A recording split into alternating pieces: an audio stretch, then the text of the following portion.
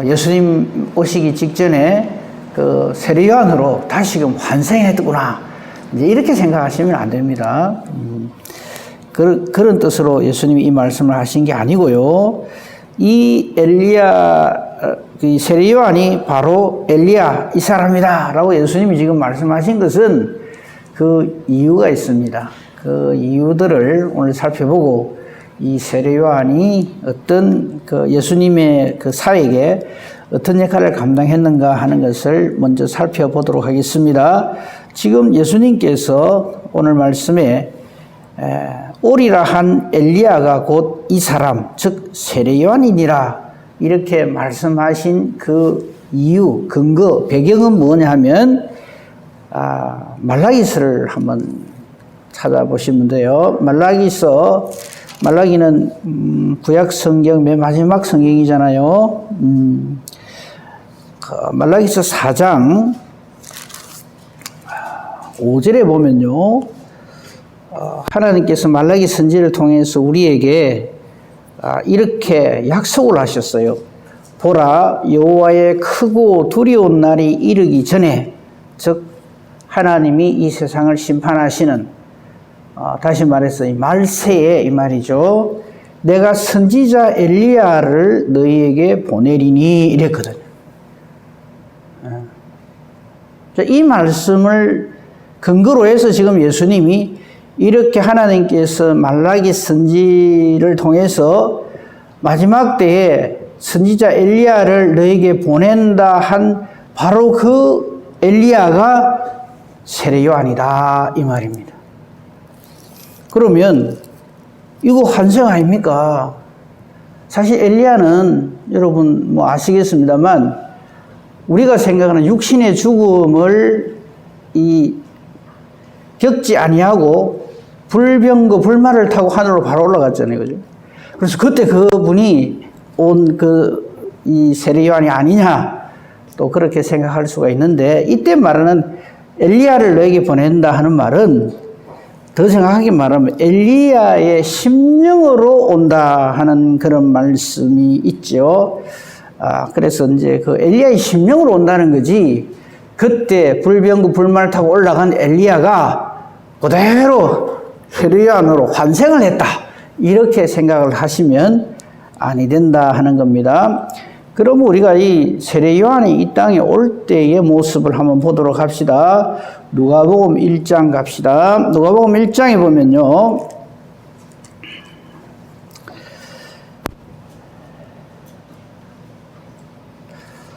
누가복음 1장에는 이 세례 요한이 이 땅에 올 때에 어떤 과정을 거쳐서 왔는가 하는 것이 자세히 기록이 되어 있죠. 그죠? 5절 이하에 쭉 나와 있는데 그 세례 요한의 아버지 제사장 사가랴와 어머니 엘리사벳에게 하나님이 어떻게 역사하셨는가 하는 내용이 누가복음 1장 5절 이하에 잘 나와 있어요. 그걸 지금 보려고 하는 거 아니고 요 대목만 보십시다. 이제 세례 요한을 낳을 것이다 라고 13절에 말했죠. 그죠? 그래서 천사가 엘리사벳에게 사가랴에게 이렇게 말하죠. 내 아내 엘리사벳이 내게 아들을 낳아 주리니 이름을 요한이라고 정해라. 이렇게 말을 합니다. 그리고 이 요한이 바로 나시린으로서 어떤 일을 하게 되는가 하면 16절을 보십시오. 누가복음 1장 16절에 보면 이스라엘 자손을 곧 그들이 하나님께로 많이 돌아오게 하겠습니다. 이 세례 요한으로 인하여서 많은 사람들이 하나님을 알게 되고 하나님의 뜻을 깨달아 알고 하나님을 믿게 될 것이다 하면서 17절 그가 또 엘리야의 심령과 능력으로 주 앞에 먼저 와서, 이 주는 예수 그리스도시죠. 성자 하나님이 육신을 입고 이 땅에 오시는 예수 그리스도 앞에 와서, 이게 선제한다는 말이 아닙니다. 그냥 먼저 육신의 그 출생이 좀 빠르다 이 말이죠. 불과 6개월 그 형님으로 오는 거죠. 우리 육신의 나이로 따지자면. 그런데 그렇게 오는 그 세례 요한은 엘리야의 심령과 능력으로 온다 이거죠. 엘리야의 마음을 가지고 또 엘리야가 가졌던 그 능력을 가지고 와가지고 예수님을 증거하는 증인이 된다. 이제 이 말입니다. 그런 뜻으로 엘리야를 먼저 보낸다 하는 것이지 환생을 시켜준다 이 말은 아니다 하는 것을 우리 정리를 딱 해야 되겠고요. 그 다음에 이 부분에 대해서 요한복음에는 정말 명쾌하게 잘 설명을 하고 있죠. 요한복음 1장을 갑시다. 요한복음 1장에 보면 우리가 너무나 잘 아는 말씀이 있죠. 1장 1절에 보면은 바로 예수님이 태초의 말씀이시고 이 말씀이 하나님이신데 이 말씀이 육신을 입고 우리 가운데 오신 분이 바로 예수님이시다 하는 증거를 요한복음 1장에는 아주 명쾌하게 증거를 하고 있죠.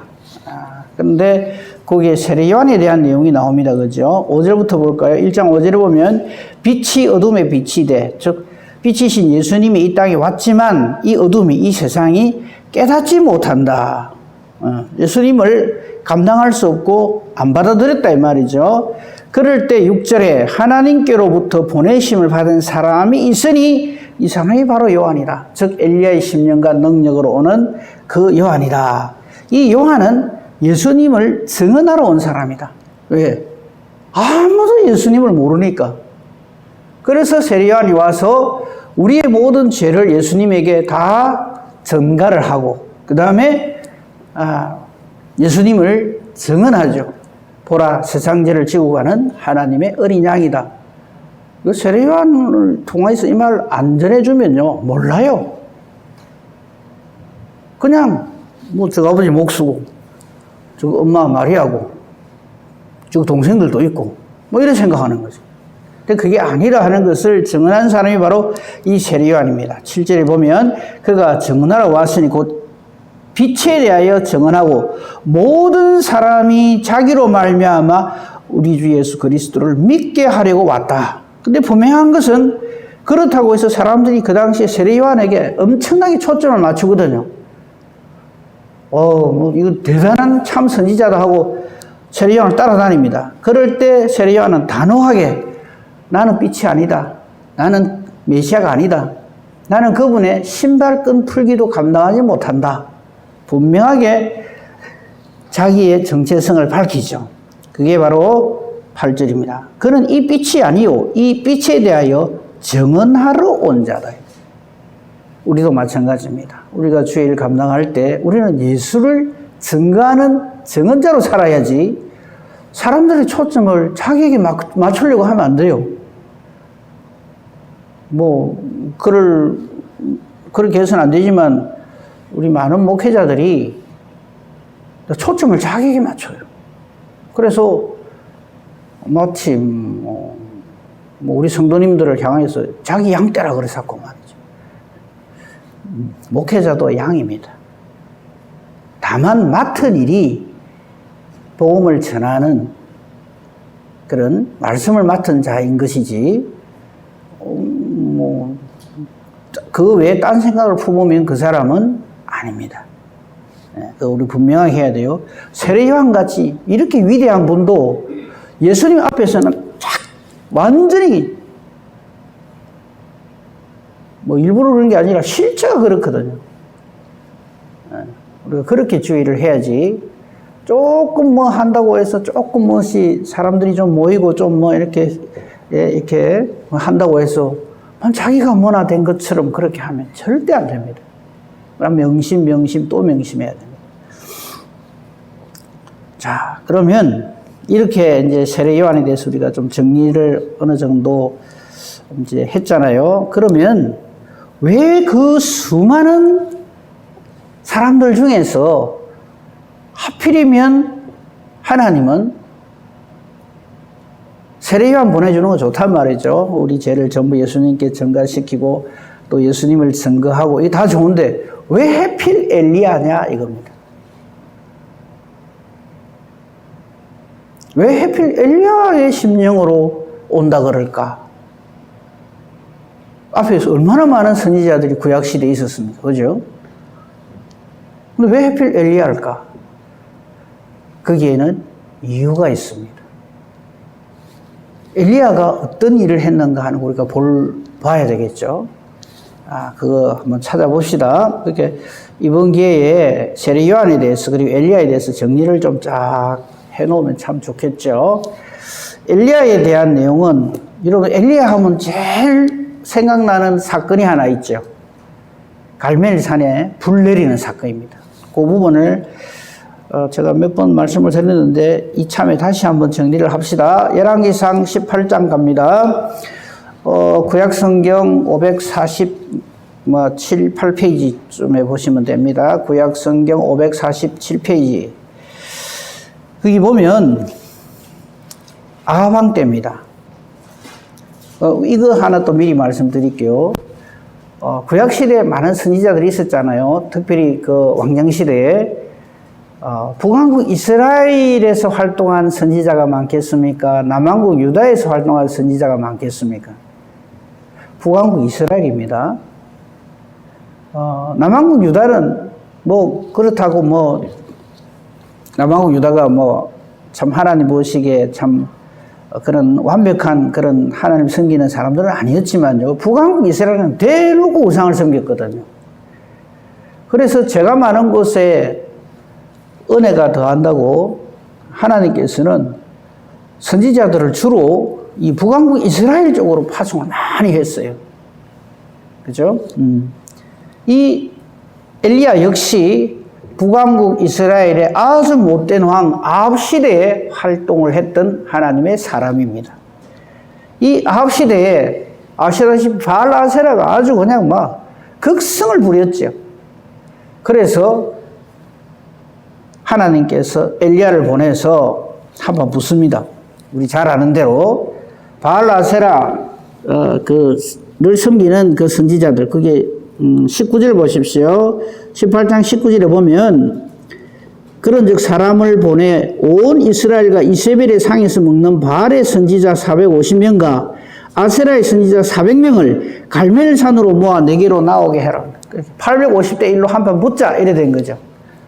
바알 아세라 선지자와 하나님의 선지자, 유일한 하나님의 선지자 엘리야하고 누가 진짜 참 하나님이신가, 누가 진짜 참 신이신가 한번 붙어보자 이래가지고 갈멜산의 그 사건이 일어나잖아요. 그죠? 그건 여러분 다 잘 아실 거예요.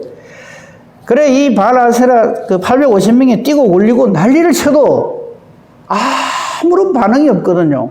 왜냐하면 이건 전부 우상이기 때문에, 잡신이기 때문에.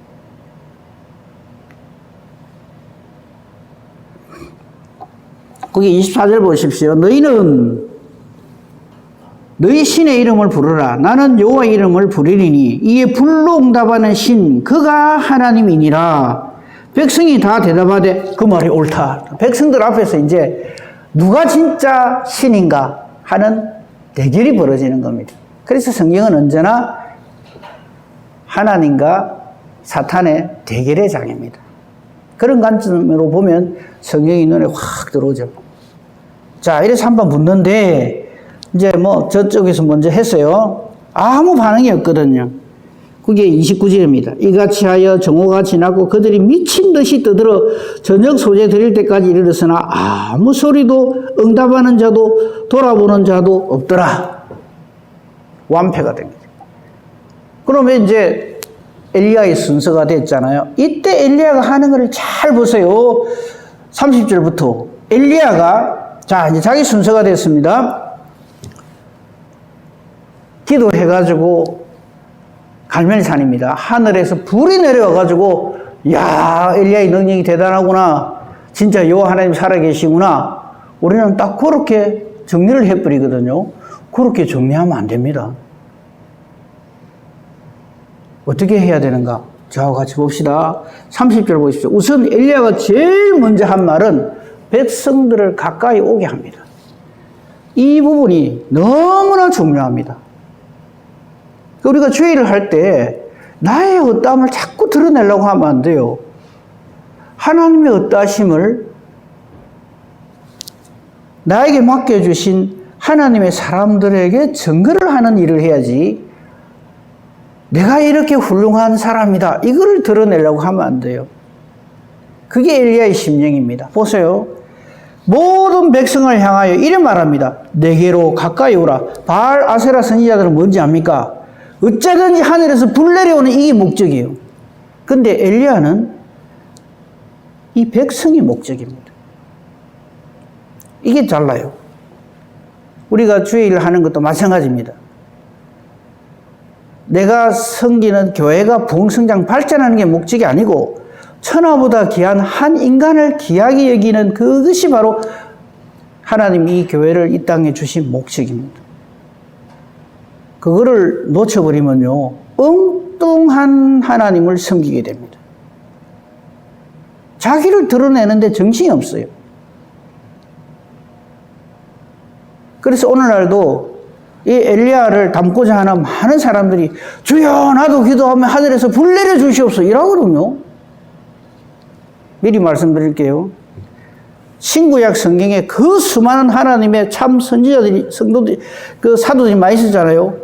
기도에 하늘에서 불 내린 사람은 엘리야 한 사람 뿐입니다.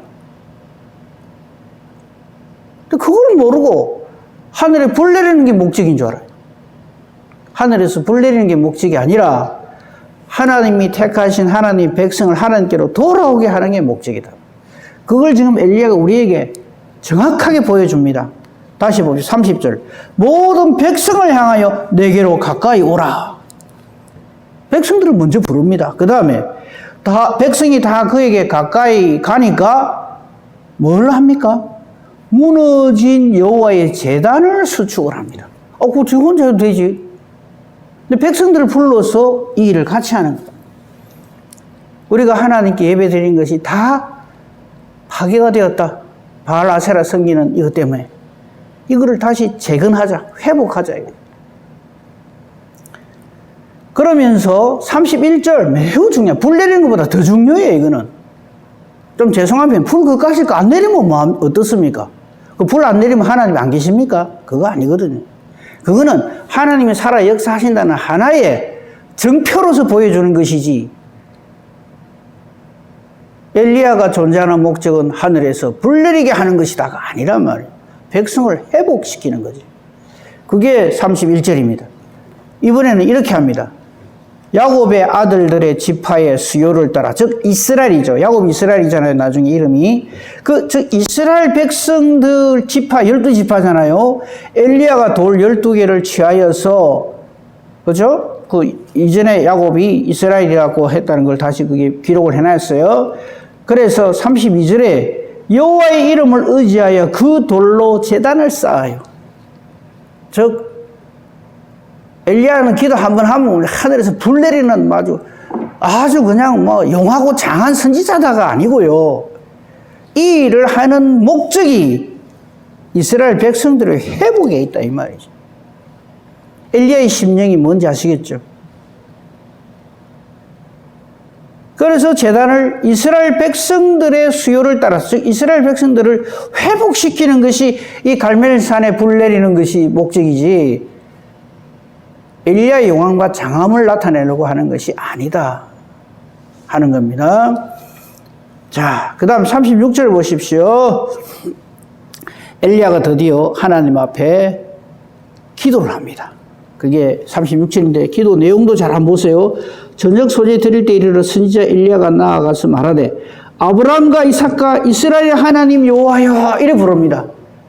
그냥 내가 믿는 여호와 하나님, 내가 한번 기도하면 불 한번 확 내려주갖고 하나님 살아계신 것과 내가 이렇게 영화하고 장한 것을 보여주십시오. 이래 기도 안 합니다.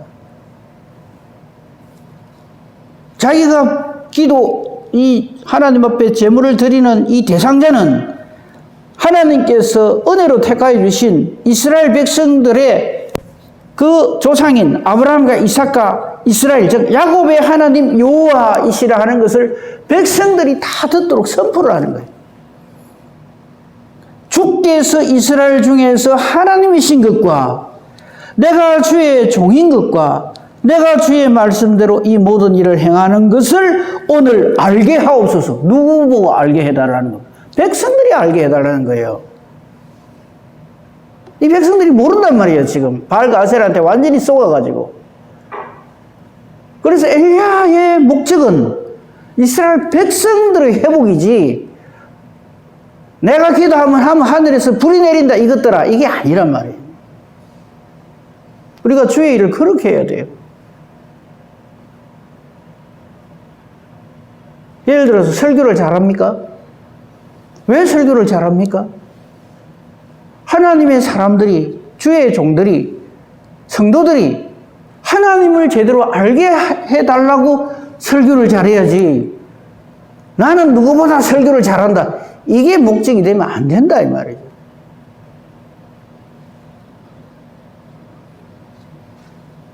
이 일은 설교 학원 다닌다고 되는 게 아니라 무슨 좋은 자료를 보고 한다고 해서 되는 게 아니라 말이에요.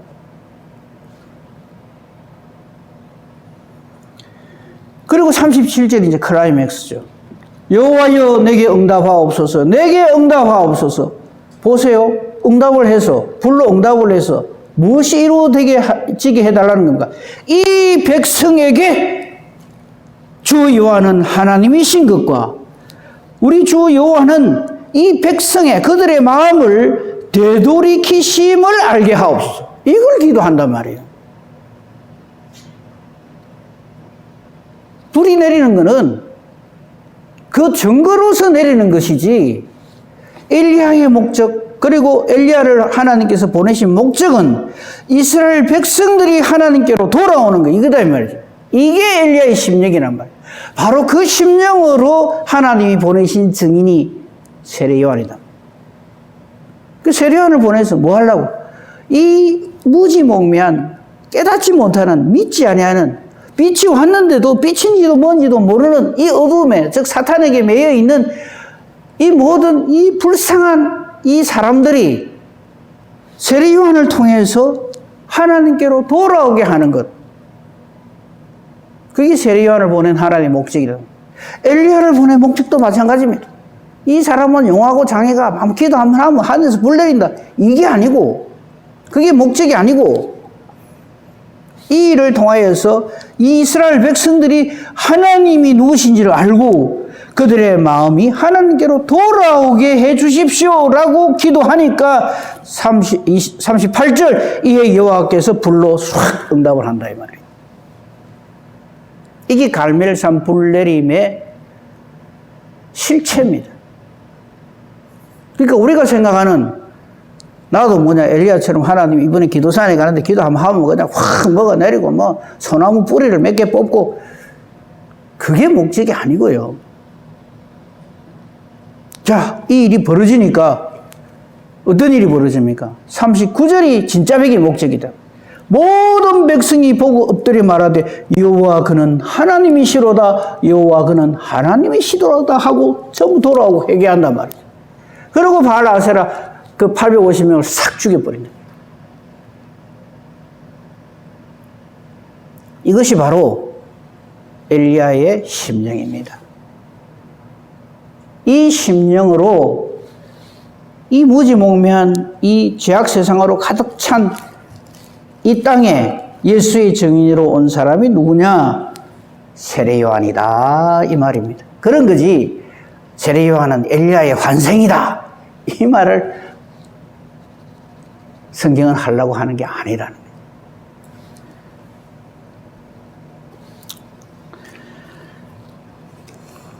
그래서 이제 어느 정도 정리가 좀 됐다고 생각하는데요. 이런 심령으로 세례 요한이 이 땅에 왔고, 그래서 이 세례 요한은요, 어머니 태중에 있을 때부터 성령으로 충만해가지고 예수님을 바로 알아보고 증거를 하죠. 그 부분 한번 볼까요? 누가복음 1장 41절부터 한번 봅시다. 이제 마리아가 천사로부터 예수님의 수태고지를 받고 엘리사벳을 찾아오죠. 왜? 천사가 엘리사벳이 벌써 임신 6개월이다 알려줬기 때문에. 그래서 이제 마리아가 엘리사벳을 찾아가는 장면이 나오죠. 근데 그 41절부터 보십시다. 엘리사벳이 마리아가 무난함을 들음에 아이가 복중에서 뛰논다 그랬어요. 이 아이가 바로 세례 요한이죠. 엘리사벳이 성령의 충만함을 입어서 이렇게 말을 합니다. 큰 소리로 여자 중에 네가 복이 있고 네 태중의 아이도 복이 있도다. 예수님을 잉태하고 왔다는 것을 금방 알아봐요. 어째서 알아볼까요? 이 최첨단 의료 기술로도 이거 모릅니다. 성령의 충만함을 받아서 이걸 깨달아 한다는 거죠. 그래서 우리가 주의를 할 때 성령의 충만함이 없이 주의를 하는 것은 그건 자기 생각, 사람 생각으로, 사람 능력으로 하는 거지 하나님의 은혜를 더디부서, 능력을 더디부서 하는 게 아니라는 것을 여기서도 알 수가 있죠. 그러면서 44절 보십시다. 보라, 네 문화라는 소리가 내 귀에 들릴 때에 아이가 내 복중에서 기쁨으로 뛰놀았다. 예수님을 아는 거죠. 그래서 주께서 하신 말씀이 반드시 이루어진다. 엘리야의 심령으로 와서 많은 사람을 하나님께로 돌이키게 하는 바로 그 엘리야의 심령과 능력으로 온 자가 바로 이 세례 요한이다 하는 겁니다. 그리고 여기에 하나님께서 보너스로 하나 주시는 게 있어요. 여러분 기억하실 겁니다. 누가복음 9장을 가볼까요? 누가복음 9장에 가면은 28절 이하에 누가복음 9장 28절 이하에 보면은 변화산 사건이 나오죠. 이때 등장하는 인물이 모세와 엘리야잖아요. 그렇죠? 28절 볼까요? 이 말씀을 하신 후 8일쯤 되어 예수께서 베드로, 요한, 야고보를 데리고 기도하시러 산에 올라갑니다. 변화되기 위해서 올라간 게 아니고요. 기도하시러 산에 올라갑니다. 왜? 곧 십자가를 지실 거기 때문에. 기도하실 때 용모가 변화돼 그 옷이 휘어져 광채가 나는데 갑자기 문득 두 사람이 예수와 함께 대화를 합니다. 모세와 엘리야입니다. 이때 대화의 내용은요, 십자가 지심에 대해서 이야기를 합니다. 그게 31절이죠. 영광 중에 나타나서, 즉, 하나님의 놀라운 그 은혜와 능력으로 이렇게 예수님과 모세와 엘리야가 이렇게 만나서 대화를 하는 거예요. 무슨 내용이냐면 장차 예수께서 예루살렘에서 별세하실 것을 말할세. 여러분 이게 단순히 예수님 십자가 지는 갑다가 아니에요. 온 인류의 대속입니다. 지금 그걸 의논을 하시는 거예요. 그걸 말씀을 하시는 거예요. 이 일로 인하여서 아담 미래로 하나님께서 약속하신 게 있잖아요. 창세기 3장 15절에 여인의 후손으로 오시는 그가 사탄의 머리를 박살을 내므로 인류의 죄의 문제가 해결된다. 지금 그 이야기를 하는 거예요. 이 엄청난 일을 모세와 엘리야를 보내서 확실하게 증거해 주시는 거죠. 이건 하나님의 의도된 한 일종의 어떤 사건입니다. 베드로, 야고보, 요한이 이걸 보거든요. 그래서 이 예수님의 죽으심의 의미를 나중에 성령으로 충만해가지고 확실하게 깨달아하는 거죠. 그때 저들의 눈앞에 나타난 최고의 선지자들인 모세와 엘리야. 엘리야를 왜 엘리야의 심령이라 했는가 하는 건 조금 전에 말씀드렸고요. 그럼 왜 또 그 많은 사람 중에 왜 또 모세냐? 물론 모세가 구약시대 최고의 선지자 이 중에 한 사람이라는데 이 일을 제기할 건 없지만 왜 하필 그 많은 선지자 중에 엘리야와 모세냐? 왜 엘리야 하는 거 말씀드렸고 왜 또 모세냐 하면은요. 모세가 엘리야에게 주신 사명하고 비슷한 사명을 감당한 적이 있어요. 그거는 제가 다음에 혹 말할 기회가 되면 말씀드리도록 하겠습니다. 이 모세와 엘리야를 보내서 예수님의 이 십자가 지심에 대한 의미를 분명하게 해주시는 거죠. 그래서 오늘 우리는 세례 요한에 대해서 살폈는데, 이 세례 요한이 목베임 당해 죽잖아요, 그죠? 헤롯 왕에게 말씀드렸잖아요. 자기 제수씨의 아내를 그냥 강제로 취하는 그 일에 대해서 세례 요한이 이거 잘못된 죄악이다라고 지적을 해가지고 아주 흉악한 이 사탄의 괴계로 인해서 이 최고의 하나님의 사람 중에 한 사람이 세례 요한이 목베임을 당하잖아요. 그죠? 그 몸은 이렇게 어떻게 할 수 있는 그런 사람들 두려워할 거 없고요. 이제 우리가 주의를 할 적에요. 좀 이 표현이 어떨지 모르지만 자꾸 폼나게 하려고 하시면 안 돼요. 멋지게 그냥 누가 보더라도 뭐 그냥 멋있게 뭐 폼나게 뭐 그냥 이렇게 하시려고 하면 안 돼요. 뭐 제가 몇 번 말씀드린 기억이 있는데 죽는 모습을 가지고 자꾸 그 사람을 평가하려고 하면 안 돼요. 죽는 모습이 제일 비참한 분은 우리 예수님입니다. 이런 십자가 그 한번 보세요. 벌거벗겨져 가지고 온갖 모욕을 다 당하면서 비참하게 죽는 게 십자가형입니다. 거기에는 뭐 사람의 어떤 인격이라든지 뭐 이런 걸 전혀 그거는 완전히 말살하는, 절대로 그렇게 해서는 안 되는 못된 짓이 바로 십자가에 그걸 죽이는 겁니다. 최악의 형틀이거든요. 예수님도 그렇게 하는데 저와 여러분의 죄를 대신해서 최고의 사도, 신약시대 최고의 사도 이 두 사람, 베드로와 바울, 한 사람은 목베어 죽고요, 한 사람은 십자가에 거꾸로 달려 죽습니다. 스데반은 돌에 맞아서 죽고요. 근데 뭘 자꾸만 예수를 믿어서 우리가 좀 더 영광된 모습으로 형통하고 잘되고, 아니 그렇게 기도하지 말라는 게 아니고요. 그러니까 우리 죽는 모습을 가지고 자꾸 거기에 목을 걸면 안 된다는 거죠. 이 육신은요, 이래 살다 죽거나 저래 살다 죽거나 최고의 부귀영화를 누리고 죽거나 어떻게 하나 다 썩어 없어집니다. 먼지로 돌아갑니다. 근데 거기에 우리의 예수 믿는 목적을 걸지 말고, 그죠?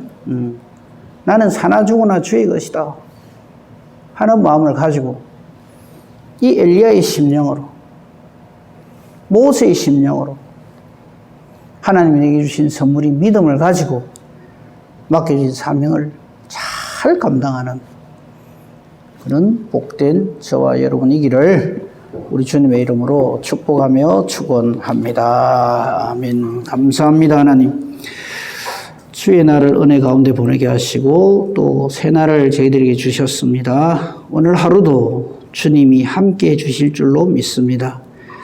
잠자리에 들 때에 감사함으로 하나님 앞에 영광 돌리는 귀하고 복된 보람 있는 하루가 되게 하옵소서. 주의 뜻대로 이 땅에 보냄을 받아서 주의 뜻대로 살다가 주님의 맡겨진 사명을 잘 감당했던 주의 종들의 모습들을 말씀을 통해서 보며 우리도 이러한 은혜의 삶을 살 수 있도록 우리가 이 도전을 느끼고 하나님 말씀대로 살기를 결단하는 저희들 되게 하여 주시옵소서. 세례요한의 심령으로 주의 뜻을 감당하는 저희들 되게 하여 주시옵소서. 오늘도